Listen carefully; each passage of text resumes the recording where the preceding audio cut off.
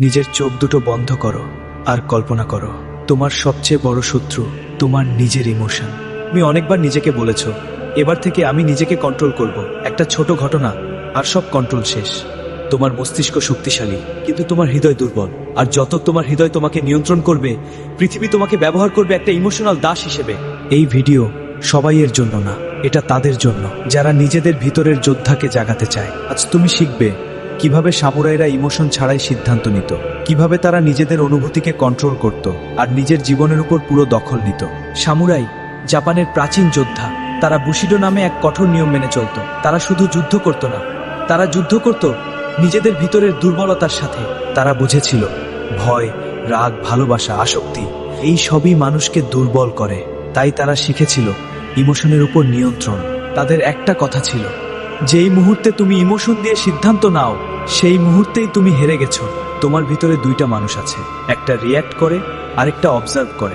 প্রথমটা তোমার দাস, দ্বিতীয়টা তোমার মাস্টার। যদি তুমি নিজের জীবনের মালিক হতে চাও, তাহলে তোমাকে তোমার ভিতরের দাসটাকে মেরে ফেলতে হবে। যখন কেউ তোমাকে ট্রিগার করবে, রিয়্যাক্ট করো না, শুধু দেখো। তোমার নির্বতা তোমার সবচেয়ে বড় অস্ত্র। যাকে তুমি সবচেয়ে বেশি চাও, সেই তোমাকে সবচেয়ে বেশি কন্ট্রোল করে। তাই ছাড়তে শিখো। কেউ চলে গেলে যেতে দাও, কেউ কষ্ট দিলে তাকে তোমার ভিতরে জায়গা দিও না। কষ্ট খারাপ না, কষ্ট তোমাকে সত্য দেখায়। তুমি যত কষ্ট থেকে পালাবে, কষ্ট তো তোমার পিছনে আসবে। তাই পালিও না, শিখো। তোমার মাথা থাকবে ঠান্ডা, কিন্তু তোমার মন থাকবে উষ্ণ। কেউ তোমাকে হেঁটো করলে চুপ থাকো, শুধু নিজের কাজ নিখুঁতভাবে করো।